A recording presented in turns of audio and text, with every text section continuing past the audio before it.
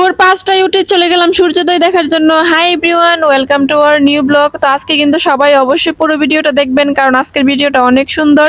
আজকে তো মনে হয়েছিল সূর্যোদয় দেখতেই পারবো না, কারণ 4টা বাজে অঙ্কিতার পাপা অ্যালার্ম দিয়ে রাখছিল। তো ওকে বলছি যে অ্যালার্ম দিলে কিন্তু উঠে পড়বো সাথে সাথে, কারণ ও অ্যালার্ম দিলে অ্যালার্ম বাজার পর উঠে না। তো ভাবে যে একটু ঘুমায় পরে উঠবো। তো 4টা বাজে অ্যালার্ম দিয়েছিল, উঠে নাই। তো আমিও শুনি নাই, কারণ এত রাতে ঘুমাইছি, 12টা 1টা বাজে গেছে ঘুমাইতে ঘুমাইতে। তো অ্যালার্ম আমি শুনি নাই। পরে আমাদের অটো ঠিক করা ছিল রাতে, আমাদেরকে নিতে আসবে 5টা বাজে। পরে অটো ড্রাইভার বলছিল যে আমি ঘুম থেকে উঠলে আপনারা ফোন দিবেন, আর আপনারা যদি আগে ওঠেন তাহলে আপনারা দিবেন। তো আমরা তো উঠতেই পারি নাই। অটো ড্রাইভার 5টা বাজার আগে 20 মিনিট আগে ফোন দিছে। ফোন দেওয়ার পর তো আমরা তাড়াতাড়ি করে উঠছি, তাড়াহুড়ো করে হাত মুখ ধুয়ে ফ্রেশ হয়ে রেডি হয়ে গেছি। শুধু জামাটা চেঞ্জ করছি, আর কোনো সাজগুজই করি নাই। আর সকালবেলা এত ঠান্ডা, সাজগুজ করবো কি, ভালো করে শীতের কাপড় পরে নিছি। আর দেখেন বাইরে তো একদমই অন্ধকার, তো 5টা বাজে তো অন্ধকারই থাকবে। তো অঙ্কিতাকে একদম ভালো করে চাদর মুড়ে আমরা একদম পোটলা হয়ে গেছি শীতের মধ্যে।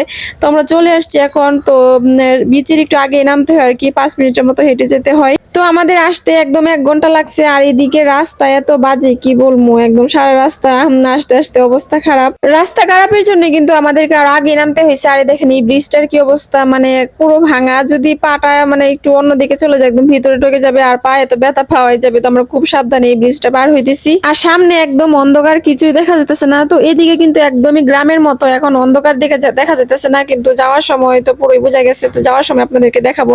এদিকে একদম গ্রাম, আর আমাদের দেখেন ঠান্ডায় কি অবস্থা। আমি তো মাথাটা ভালো করে ঢেকে নিছি। আর অঙ্কিতার বাবা হুডিও পরছে নিচে, আবার জ্যাকেট পরছে, কারণ আমরা রাতেই বুঝছি যে কত ঠান্ডা। জানি সকালবেলা অনেক ঠান্ডা লাগবে, এই জন্য ভালো করে শীতের কাপড় পরে আসছি। এই যে আমরা বিচের কাছে চলে আসছি। তো এদিকে আবার একটু আলো দেখা যেতেছে, কারণ এদিকে তো গাছপালা নাই, তো বিচের কাছে। আর সূর্যের কিন্তু একটু আভা বের হয়েছে আর কি। তো আমার কিন্তু অনেক ভালো লাগতেছে। তো এই প্রথম সূর্যোদয় দেখবো। তো কালকে তো সূর্যাস্ত দেখছিলাম, তখনও ভালো লাগছিল। তো সামনে হচ্ছে বিচ, আর এদিকে কিন্তু ঝাউবন আছে। তো আরো অনেকে আসতেছিল। তো এখানে কিন্তু মূলত সবাই সূর্যোদয় আর সূর্যাস্তটা দেখতে বেশি আসে, কারণ এখানে এই সৌন্দর্য কিন্তু এই দুইটাই। তো আমরা একদম বিচের কাছে চলে আসছি। বিচের কাছে আসছি পরে আরো বেশি ঠান্ডা লাগতেছিল। তো সূর্যোদয় হতে আরো দেরি হবে মনে হয়, কারণ অনেক কুয়াশার জন্য তো দূরে কিছু দেখাই যেতেছিল না। আমরা তো প্রথমে আসছি, পরে ভাবছিলাম যে মনে সূর্যোদয় দেখতে পারবো না, কারণ এত কুয়াশার মধ্যে কি আর দেখা যাবে। বিচের কাছে কিন্তু আসলে মনে হয় যে একটু নামি আর কি, পাটা ভিজাই, কিন্তু এত ঠান্ডার মধ্যে তো আসলে এটা সম্ভব না। গরম হইলে ভালো লাগতো, তখন তো জুতা রেখে একটু নামতাম, তখন বেশি ভালো লাগতো। তো দেখেন আমরা এই যে ফাইনালি সূর্য একটু দেখা যেতেছে। মনে হয় আমরা আসছি পরে 8 ঘন্টা পরে এটুকু দেখা গেছে। তো এখন মনে হয় আস্তে আস্তে সূর্যটা উঠবে আর কি। এই যে একটু দেখা যেতেছে, তো অনেকটা জুম করার পরে এতটুকু দেখা যেতেছে। তো আস্তে আস্তে কুয়াশাটা কাটতেছে, একটু পরে আরো পুরোপুরি ভালো করে দেখা যাবে। যেভাবে আস্তে আস্তে সূর্যটা অস্ত যায়, সেভাবে কিন্তু আবার আস্তে আস্তে এই রূপ ধারণ করে আবার সূর্যোদয় হয়। এই যে এখন আস্তে আস্তে দেখা যাইতেছে যে লাল হইতেছে আর কি। সত্যি এই সৌন্দর্য কিন্তু একদম নিজের চোখে না দেখলে বোঝা যাবে না। মানে রাতের অন্ধকার থেকে সূর্যটা উঠলে পরে যে অন্ধকারটা দূর হয়ে আস্তে আস্তে আলোকিত হয় সবকিছু, কত যে সুন্দর লাগে এই দৃশ্যটা। তো সূর্যটা ওঠার পর কিন্তু ঠান্ডাটাও একটু কমে গেছে।